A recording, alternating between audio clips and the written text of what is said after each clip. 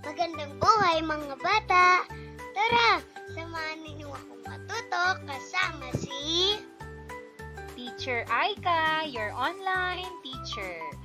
Please don't forget to subscribe, like, share, and hit the notification bell for more videos. Thank you!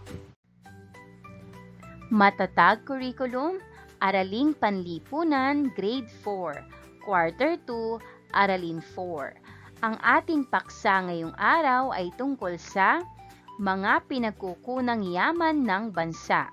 Likas na yamang gubat. Ako si Teacher Aika, ang inyong online teacher. Simulan na natin. Mga kasanayan at layuning pampagkatuto. Naipaliliwanag ang iba't ibang pakinabang pang-ekonomiko ng mga pinagkukunang yaman ng bansa. Una, nailalahad ang mga pang-ekonomiyang aspekto ng pinagkukunang yaman ng bansa. Ikalawa, nakapaglalahad ng mga iba't ibang kahalagahan ng pinagkukunang yaman sa pambansang ekonomiya.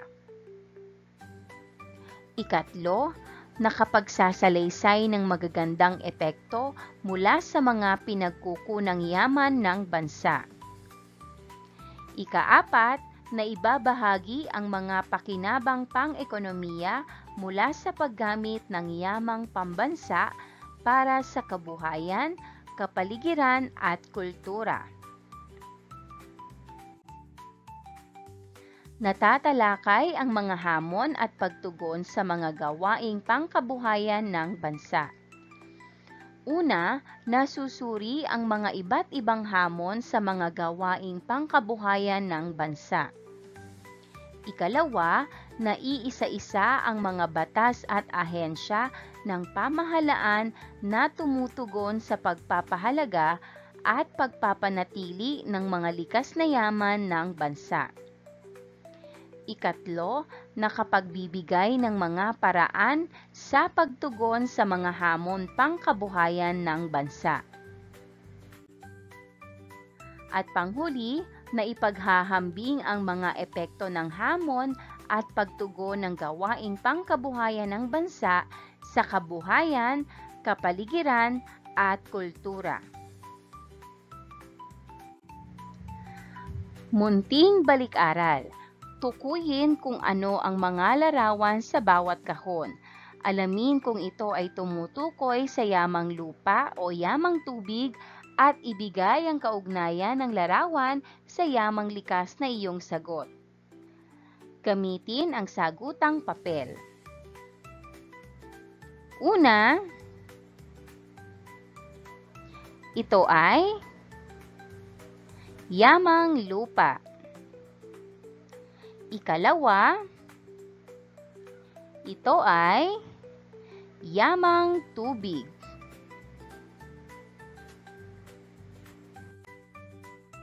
Ikatlo, ito ay yamang tubig.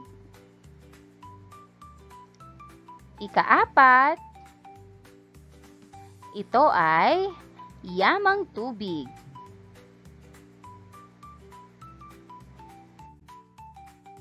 Ikalima, yamang tubig. Ikaanim, yamang tubig. Ikapito, yamang lupa. Ikawalo, yamang lupa. Ikasyam, yamang lupa. Ikasampu, yamang lupa. Dumako na tayo sa paghawa ng bokabularyo sa nilalaman ng aralin. Likas na yaman. Ito ang mga bagay na nanggagaling sa lupa, tubig, gubat, enerhiya at iba pa. Kagubatan. Isang uri ng likas na kapaligiran na maraming puno at halaman, tinitirhan ng mga hayop. Enerhiya. Isang uri ng lakas na may kakayahang mapagana ang mga bagay upang maging kapaki-pakinabang sa tao.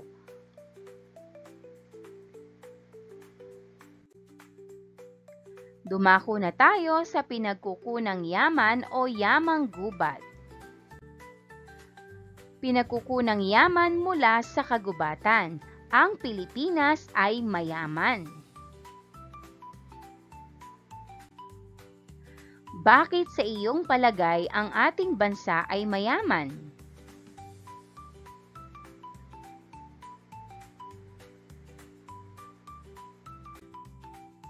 Ito ba ay dahil sa mga matataas na gusali na ating tinitingala?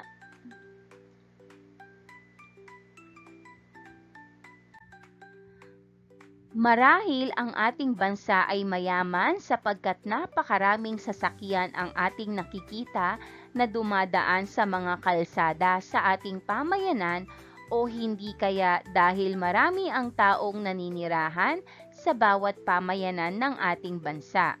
Ang lahat ng ito ay maaaring sagot ngunit tunay na mayaman ang Pilipinas dahil sa likas na yaman na taglay nito.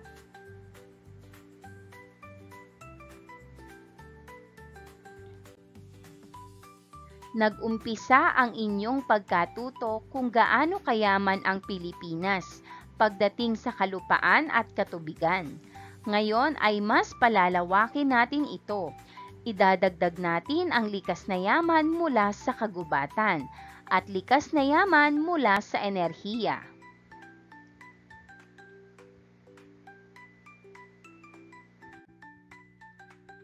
Mga makikita sa kagubatan na nagsisilbing mga pakinabang nito sa tao at enerhiya.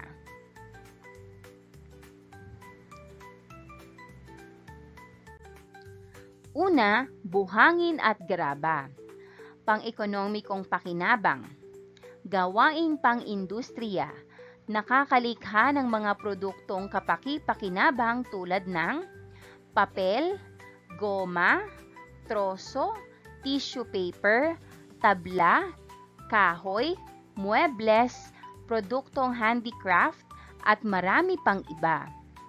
Nalilikhang kabuhayan naman ay magtotroso, gawaing pang-industrial gaya ng factory worker, entrepreneur, handicraft maker, at furniture maker. Ikalawa, mga hayop na naninirahan sa kagubatan. Pang-ekonomikong pakinabang, gawaing pang-turismo. Nagpapalago ng ekonomiya para makita at mapangalagaan ang mga endangered species na makikita lamang sa kagubatan, gaya ng tarsier sa Bohol, tamaraw sa Mindoro, at Philippine eagle sa Davao. Gawaing pananaliksik. Mga mananaliksik ng mga bagong tuklas tungkol sa mga maiilap na hayop sa kagubatan. Nalilikhang kabuhayan naman ay ang mga sumusunod: tourist guide, tourism officer, at entrepreneur. Mananaliksik para sa bagong kaalaman sa mga natatago at mailap na hayop sa kagubatan at kung paano sila pangangalagaan at ingatan.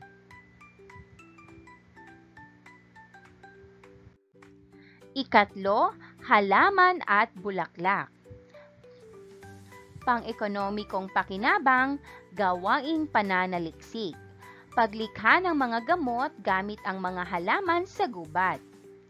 Gawaing pang-industriya, paglikha ng mga dekorasyon at produkto gamit ang mga bulaklak na matatagpuan sa kagubatan gaya ng orchids. Nalilikhang kabuhayan naman, mananaliksik tungkol sa paglikha ng mga gamot sa iba't ibang sakit. Artist gamit ang mga bulaklak. At entrepreneur gamit ang mga nalikhang gamot at dekorasyon na mula sa gubat.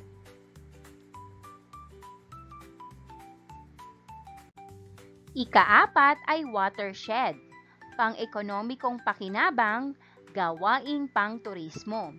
Puntahan ng mga bisita mula sa ibang panig ng bansa at mga dayuhan ang mga watershed sa kagubatan gaya ng Talon ng Maria Cristina sa Northern Mindanao at Pagsanghan Falls sa Laguna. Gawaing pang-enerhiya, nagbibigay ng kuryente mula sa puwersa ng pagbaba ng tubig sa mga talon sa kagubatan at magpapalakas sa mga pabrika. Nalilikhang kabuhayan naman ay ang mga sumusunod: tourist guide, tourist officer, entrepreneur, industrial na may kinalaman sa pagbibigay ng kuryente. Pinatnubayang pagsasanay. Ito ang kwento ng buhay ko. Kumpletuhin ang mga pangungusap. Isulat sapat lang ang iyong napiling sagot. Una, ako ay isang patlang. A. Magtotroso, B. Factory worker, C. Entrepreneur, D. Handicraft maker, E. Furniture maker, F. Tourist guide, G. Tourism officer, H. Mananaliksik, or I. Artist.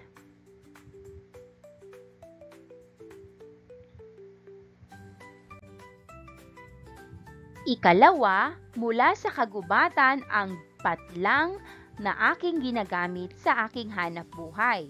A. Punong kahoy, B. Mga maiilap at endangered species na hayop, C. Mga watershed, D. Halamang gamot, o E. Bulaklak.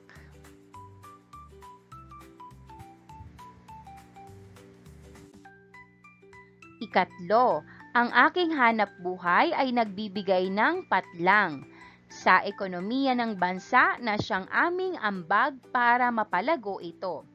A. Gawaing turismo, B. Gawaing pang-industrial, C. Gawaing pananaliksik, o D. Gawaing pang-enerhiya.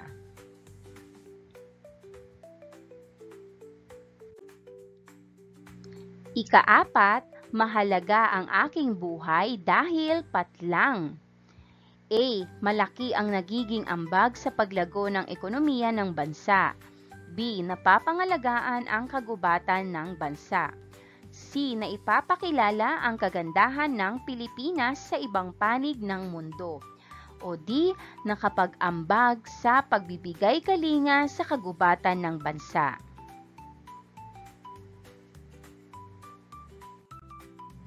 Paglalapat at pag-uugnay. Ito ang muka ng aking kwento. Gamit ang larawan ng tao, iguhit at dagdagan ng detalye ang larawan upang magmukha ito na katulad sa hanap buhay na iyong napili mula sa huling gawain. Epekto ng pakinabang pang-ekonomiko ng yamang gubat sa tao sa kanyang kabuhayan, kapaligiran at kultura.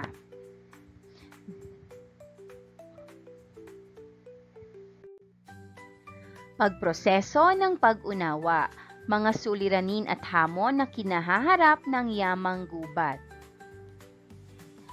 Mabilis na pagkaubos at pagkasira ng mga gubat sa Pilipinas. Dahilan ng suliranin, illegal logging, kaingin. Hakbang ng pamahalaan, Presidential Decree No. 705, Series 1975, Forestry Reform Code of the Philippines. Republic Act No. 3701, an act to discourage destruction of forests.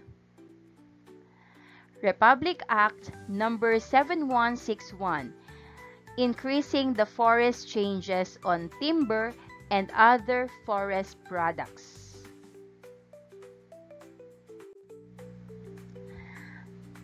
Suliranin, climate change. Dahilan ng suliranin, deforestation. Hakbang ng pamahalaan, Republic Act No. 9729, the Climate Change Act. Pagdami ng endangered species at pagkawala ng mga hayop sa mga kagubatan. dahilan ng suliranin, pagkasira at pagkawala ng natural na tirahan ng mga hayop. Hakbang ng pamahalaan, Republic Act No. 9147, an act providing for the conservation and protection of wildlife resources and their habitats, appropriating funds therefore and for other purposes. Acronym, May Magagawa Kami. Ang mga mag-aaral ay hahatiin sa grupo na kung maaari ay mayroong 10 hanggang 15 miyembro. Ang bawat grupo ay susulat ng mga paraan kung paano sila makakatulong sa kanilang simpleng pamamaraan sa mga suliranin na kinahaharap ng yamang gubat. Ang bawat isusulat na solusyon ay dapat mag-umpisa sa mga letrang M, A, Y, M, A, G, A, G, A, W, A, K, A, M, I o May Magagawa Kami. Narito naman ang maaaring sagot. M. Magtanim ng mga puno upang palitan ang mga pinuputol. A. Alagaan ang kalikasan sa pamamagitan ng hindi pagputol ng mga puno nang walang pahintulot. Y.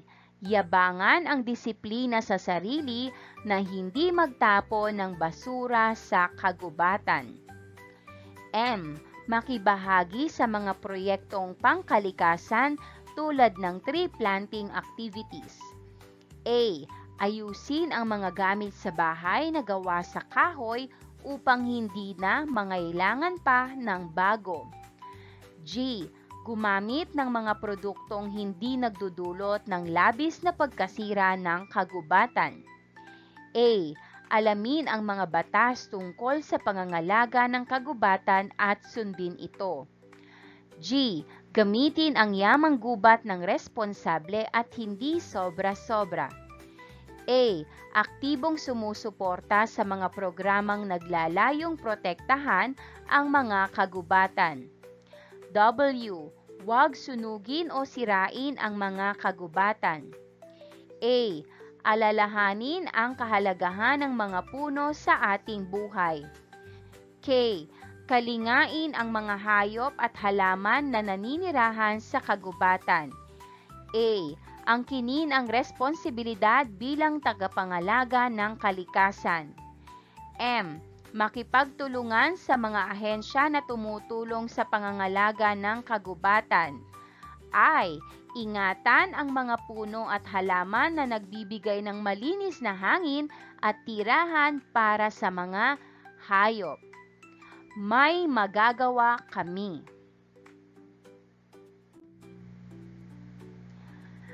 Matapos ang pagsulat, ang pagbuo ng solusyon gamit ang acronym, ang lahat ng grupo ay mabibigyan ng pagkakataon na ibahagi ang kanilang nabuong mga solusyon sa pagkakasunod na letra ng may magagawa kami.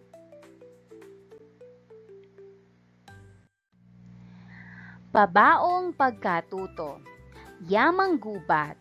Pakinabang pang-ekonomiya, pang-turismo, pang-industrial at pang-enerhiya. Mga likas na yaman kagaya ng punong kahoy, mga hayop, halaman at bulaklak at watershed.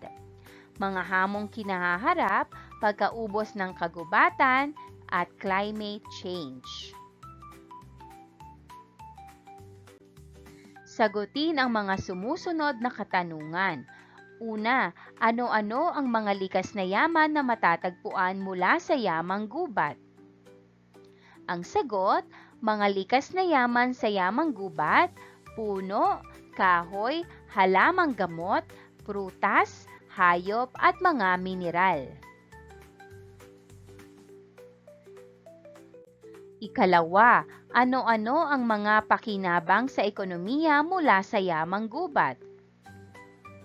Ang sagot, pakinabang sa ekonomiya, timber o kahoy para sa konstruksyon, papel, goma at iba't ibang produkto mula sa puno. Nagbibigay ng hanap buhay tulad ng logging at ecotourism. Ikatlo, ano-ano ang mga hamon na kinahaharap ng yamang gubat sa ating bansa? Ang sagot, mga hamon, deforestation, illegal logging, pagkawala ng biodiversity at pagkasira ng mga tirahan ng hayop. Para naman sa ating pagsusulit, gawain bilang isa. Punan ang mga kahon ng mga hinahanap na salita o mga salita. Isang puntos sa bawat tamang sagot.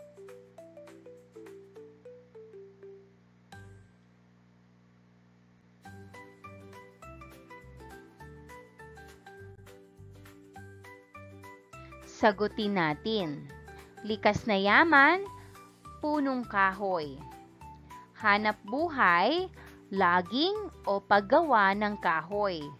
Gawaing pang-ekonomiya, pang-industriya. Hamon sa hinaharap, pagkalbo ng kagubatan. Ikalawa, mga hayop. Hanap buhay, mangingisda, mga ngaso. Gawaing pang-ekonomiya, ecotourism, pangangaso. Hamon na hinaharap, pagkawala ng natural na tahanan. Ikatlo, halaman at bulaklak. Hanap buhay, mananaliksik. Gawaing pang-ekonomiya, paggawa ng gamot, pandekor. Hamon na hinaharap, pagkasira ng ecosystem. Ikaapat, pang-enerhiya, kahoy at iba pa. Hanap buhay, mga manggagawa sa enerhiya. Gawaing pang-ekonomiya, pang-enerhiya.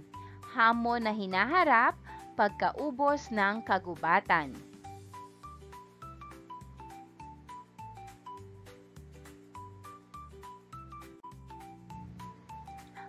Gawain bilang 2. Ibigay ang sanhi at epekto ng hamon na kinahaharap ng yamang gubat. Isang puntos sa bawat tamang sagot.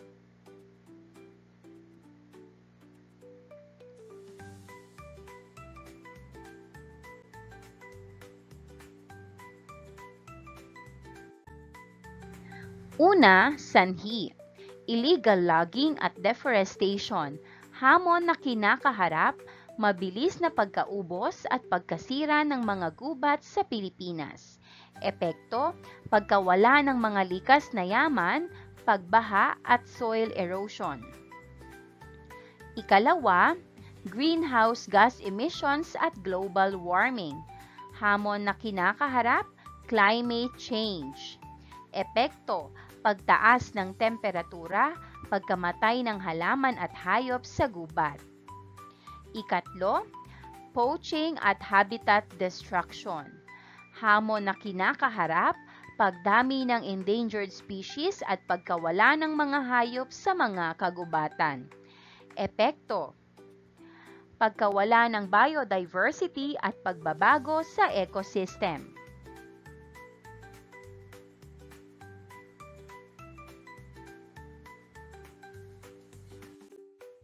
And that wraps up today's lesson. If you enjoyed this video and want to see more content like this, don't forget to hit the subscribe button and ring the bell so you never miss an update. Thanks for tuning in.